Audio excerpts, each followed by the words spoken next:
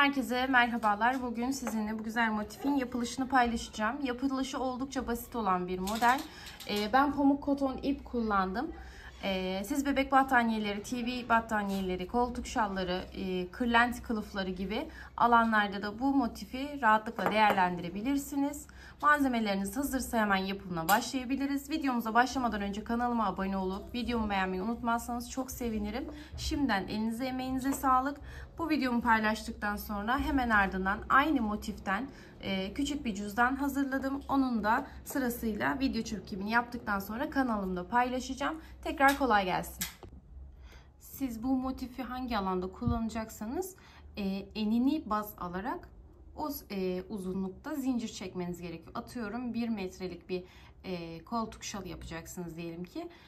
1 metre 10 santim kadar bir zincir çekeceksiniz. Her zaman 10 santim kadar fazla çekin. Çünkü eliniz sık olabilir, büzüştürebilir. Bu sefer 1 metrelik zincirle başlarsanız elinizin sıkılığından kaynaklı belki ipinizde yani motifinizde daralma olacağı için bu 95 santimlere falan düşebilir. O yüzden her zaman 10-15 santimlik fazla çekebilirsiniz. Hemen hazırsanız motifimize başlayalım.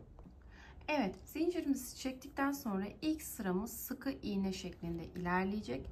Sıkı iğneye başlarken hemen şöyle netleştireyim, bakın. Şuradaki ilmeğimden başlıyorum sıkı iğnemi yapmaya. Hemen dip noktadan yani. Şöyle iki kanadını birlikte alırsanız daha iyi olur. Tek kanat çalışırsanız altta küçük küçük delikler olacaktır. O yüzden iki kanat şeklinde devam ederseniz çok iyi olur. Sırasıyla tüm ilmeklerimin tepesine ipimin sonuna kadar, daha doğrusu zincirim bitene kadar bu sırayı sıkı iğne şeklinde ilerleteceğiz. Bakın gördüğünüz gibi hep iki kanat şeklinde alıyorum. Şöyle ipimi biraz açayım.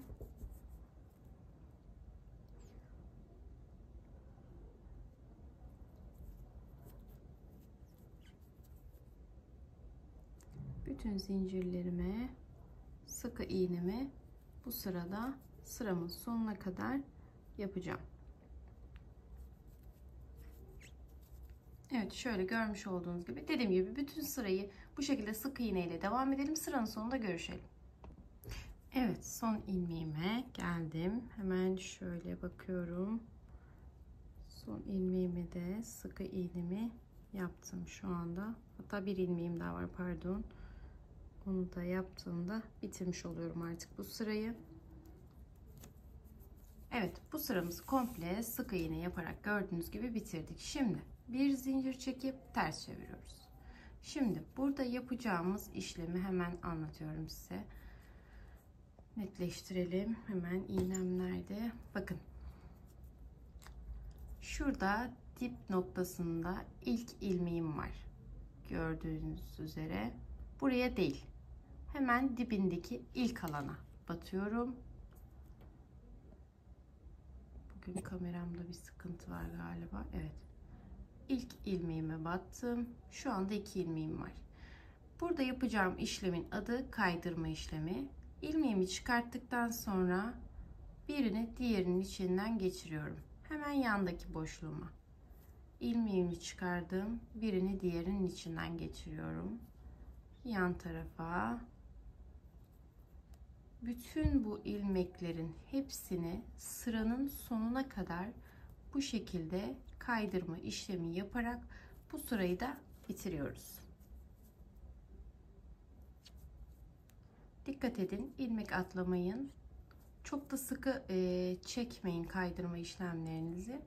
Gayet normal, orta modda diyebilirim. Sıkı olursa çünkü modeli koyarken sıkıntı yaşayabilirsiniz. O yüzden rahat bırakın elinizi. Tabii çok bol da bırakmayın. Kaydırma işlemini yaparken çünkü biraz elimiz sıkılaşabiliyor ilmeği çekerken. O yüzden ona dikkat edin. Dediğim gibi bu sıranın sonuna kadar kaydırma işlemini yapıp gelelim. Evet, sıramızın sonuna kadar geldim. Hemen burada da son ilmeğime kaydırma işlemini yapıyorum. 1, 2, 3 zincir çekerek bir üst sıraya çıkıyorum. Şimdi normalde burada çevirmem lazım. Yani şu şekilde. zorluk olabileceği için 3 zincir çektikten sonra birkaç işlemi bu tarafta yapıp daha sonra çevireceğiz. Şimdi bakın burada 3 zincirim var dediğim gibi. Motifimizi artık koymaya başlayacağız. İlk işlemi şu hemen dipteki zincirden yapacağım. Bakın şu son çektiğim zincir hemen onun bir öncesinde. Bir tık bol bırakıyorum tığımı. Hemen oraya batıyorum. Tığımda şu anda 2 ilmeğim var. Şimdi şu en son buradaki ilmeğe işlem yaptım. Hemen onun bir altındakine yine bir adet ilmek çıkarıyorum. Şu anda 3 ilmeğim var. Aslında ben burada ne yapmış oldum? Bakın 3 zincir çektim. Zaten zincirimi bitirdiğimde bir tane ilmeğim otomatik olarak elimde kalıyor. Hemen bir altındaki ilmeği, ikinciyi, bir altındaki ilmeğe, üçüncüyü koyarak 3 tane zincirimi doldurmuş oldum. Şimdi artık örgümü bu şekilde ters çeviriyorum. Şimdi alt sırada şunu yapacağız. Bakın şu an ben en son şu zincire işlemi yaptım ya. Şöyle arkasından göstereyim tekrar. Şimdi bunu takip eden zincirlere yapacağız. Hemen şu yanındakine. Şöyle göstereyim ön taraftan da. Bakın önde şu saç örgüsünü elde edebilmek için 2 ilmeğim şurası yani boşta kalacak. Arkada kalan ilmeğimi alacağım. Şöyle göstereyim, daha net olur, daha anlaşılır olur daha doğrusu. Şimdi dediğim yere Allah batışımı yapıyorum. 4. ilmeğimi çıkarıyorum. Şimdi hemen yine yanındaki ilmeğime bakayım. Evet, yanındaki ilmeğime girişimi yapacağım. Pardon. Evet, şimdi hemen 4 ilmeğim var. 5.'ye giriş yapacağım. Bakın yine sırt kısmındaki ilmekten alıyorum ilmeğimi. 5.'yi çıkarıyorum. Hemen bir yandakine 6. ilmeğimi batacağım. Evet. İlmeğimi çıkarıyorum. Şimdi hepsini bir çekip bir zincirle kapatıyorum. Şimdi tekrar göstereceğim. Bakın bir tık dediğim gibi uzun aldım. Şimdi şurada bir oyuntu oluştu artık. Bakın şurada bir oyuntu oluştu. Buradan başlayacağız bu sırada. Hemen şöyle oraya batıyorum. Benim tığım galiba bir tık büyük geliyor bu ipe. Evet, şu an 2 tane ilmeğim var. Bakın. 2 tane ilmeğim var. Üçüncüyü artık hani bu ilk motifi yaparken sadece bu şekildeydi başlangıç. Şimdi ikinci motiften itibaren bu şekilde ilerleyeceğiz. Şu an 2 tane ilmeğim var. Üçüncü ilmeğimi nereden alıyorum? Üçüncü ilmeğim bakın şurada bir alan var. Son ayak diyelim biz buna. Üçüncü ilmeğimi son ayağıma batıp çekiyorum. 4. ilmeğimi hemen o son aldığım ayağın yanında bakın bir ilmek var boşta. 4. ilmeğimi oradan alıyorum. Hemen bir tık arkasını çeviriyorum. Sırt kısmında kalan ilmeğimden 5.'yi, sırt kısmında kalan yanındaki ilmeğimden 6.'yı alıyorum. Şimdi 6 ilmeğim var. Hepsini bir çekip bir zincir çekiyorum. Sırt kısmı dememdeki amaç bakın şu görüntüyü kazanabilmek için, şu saç örgüsü görüntüsünü kazanabilmek için. Eğer ben buradaki ilmekleri almış olsaydım şu görüntüyü kazanamazdım. Ne yapıyorum? Hemen arkasında. Bakın arkada da bir saç örgüsü var, görüyor musunuz? Onun hemen alt ilmeğini alıyorum. Saç örgüsünü bakın şunları alıyorum. Bu üsttekileri değil alttakileri almış oluyorum. Şimdi kaldığımız yerden devam edelim aynı şekilde. İlmeğimi bir tık uzattım. Ne yapıyorduk? İlk oyuntumuzun içerisine batıyoruz. İlk ilmeğimizi çıkarıyoruz. Son ayağımıza batıp ilmeğimizi çıkarıyoruz. Hemen yanındaki dibindeki ilmek 4. bir tık arkaya çevirip hemen sırt kısmındaki ilk ilmeğimle 5.'yi yanındaki sırt kısmındaki ilk ilmek, ikinci ilmekle pardon, altıncıyı alıyorum. 6 tane ilmeğim var. Hepsini bir çekip bir zincir çekiyorum. Son bir tane daha yapalım. Bir tane ilmeğim tığımda. Tekrar göbek noktama battım. İkinci ilmeğimi çektim. Son ayağıma batarak üçüncü ilmeğimi aldım. Hemen dibinde zaten kendini belli ediyor bakın. Orada dördüncü ilmeğimi aldım. Biraz arkasına çeviriyorum. Hemen sırt kısmındaki ilk ilmeği alıyorum. Sonra yanındakini alıyorum. 6 ilmeğim var. Hepsini bir çekip bir zincir çekiyorum. Umarım anlatabilmişimdir. Elimden geldiğin kadar anlaşılır şekilde anlatmaya çalıştım. Gördüğünüz gibi görüntüsü bu şekilde olacak. Şimdi bunu sıranın sonuna kadar tamamlayacağız.